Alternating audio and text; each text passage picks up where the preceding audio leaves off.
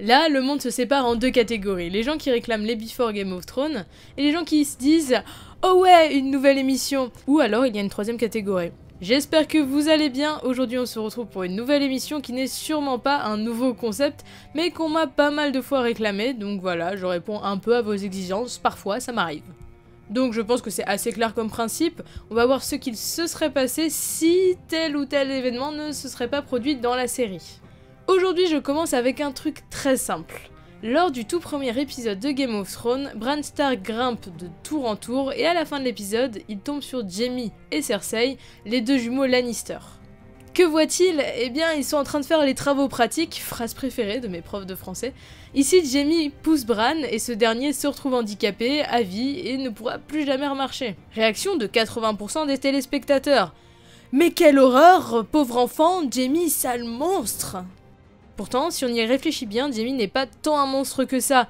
Et si Jaime n'avait en fait pas poussé Bran? La chose la plus probable qui se serait passée est la suivante.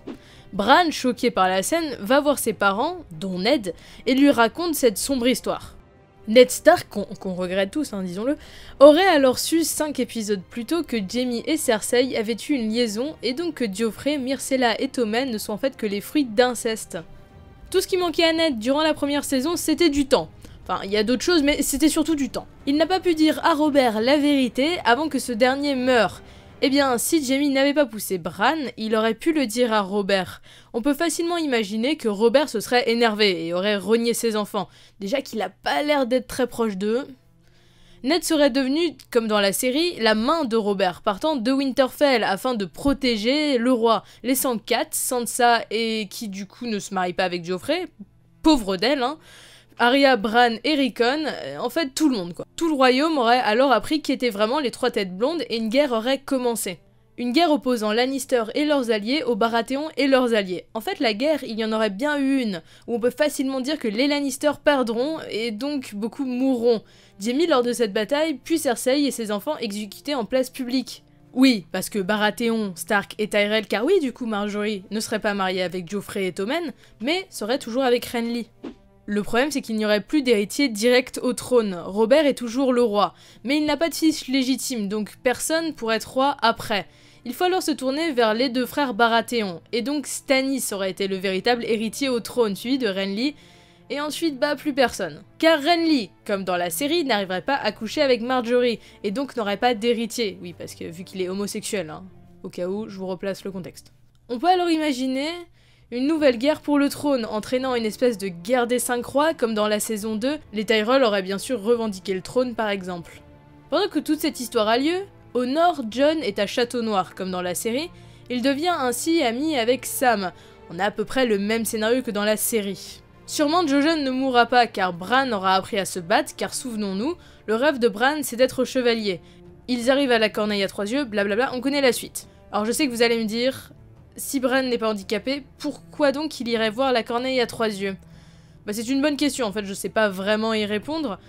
Oui, je n'ai pas la science infuse sur Game of Thrones, je sais que parfois vous le pensez, mais non, non, pas du tout.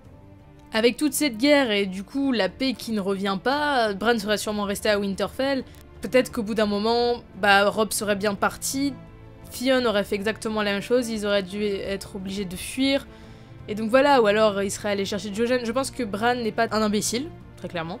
Et je pense que il y serait quand même allé. Mais ça, c'est moi que ça engage. S'il n'y était pas vraiment allé, du coup, il n'y aurait pas eu de corneille à 3 yeux, et du coup, on n'aurait jamais su que Jon était un Targaryen. En fait, tout l'épisode des Marcheurs Blancs aurait donc été à peu près le même. Donc Jon serait bien parti pour essayer de prévenir tout le monde, et Bran, normalement, selon moi, se serait quand même rendu auprès de la corneille à 3 yeux. Mais bon, il y a tellement de facteurs à prendre en compte qu'à partir de là, on est vraiment très loin de notre point de départ, et c'est Game of Thrones, on peut pas vraiment prédire ce qui aurait eu lieu, tellement il y a de retournements de situation dans la série. En tout cas, je pense que les événements décrits ici sont assez logiques et dans la continuité de ce qui se serait passé si, Jaime n'avait pas poussé Bran. Alors, vous avez le droit de penser que « Oh, Ned et Robb seraient toujours vivants, et donc Jaime est un affreux connard », dans le fond, si Jaime n'avait pas poussé Bran, ses 3 enfants et sa famille seraient mortes. Ne soyons pas manichéens, il avait tout à perdre à ne pas pousser Bran. C'est assez humain d'une certaine manière ce qu'a fait Jaime. Oui, bon, vouloir tuer un enfant, c'est mal, très bien. Mais pour lui, c'était sauver son couple et ses enfants, qui sont d'autres enfants, eux, je rappelle. Vous pouvez détester Geoffrey, mais Tommen et Myrcella, ils vous ont rien fait. En fait, là, c'est un peu une question de morale qui est posée, et c'est très intéressant. Est-ce que le fait que Jaime pousse Bran, c'est ça qui vous dérange, parce que c'est lui directement qui le pousse, et s'il l'avait pas poussé, bon, ses enfants seraient morts, mais au fond, bah, c'est pas sa faute. Donc là, ce serait plus le geste qui vous dérange. On a tué directement une personne. Jaime a donc participé à la mort de cet enfant. Donc là, d'un côté, c'est compréhensible. Après, il y a une autre question de morale et d'éthique qui est est-ce que la vie d'un enfant vaut mieux que la vie de 3 enfants? Là aussi, la question se pose. Mais comme je suis qu'en première, j'ai pas encore commencé mes cours de philo, donc on verra ça peut-être l'année prochaine. Bon, voilà, je voulais juste vous dire de pas blâmer Jaime pour ça.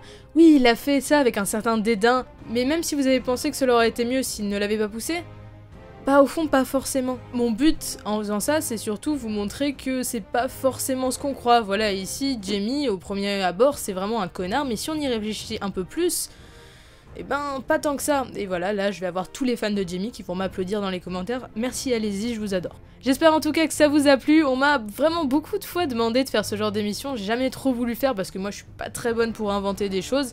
Mais bon, j'avais envie d'essayer, avoir les retours pour savoir si je continue ou pas. Quoi qu'il en soit, que j'arrête ou non, il y a des super chaînes comme les bonhommes au Cinoche qui font ce concept beaucoup mieux que moi. Vous pouvez aller voir, je vous mets le lien de leur chaîne en description.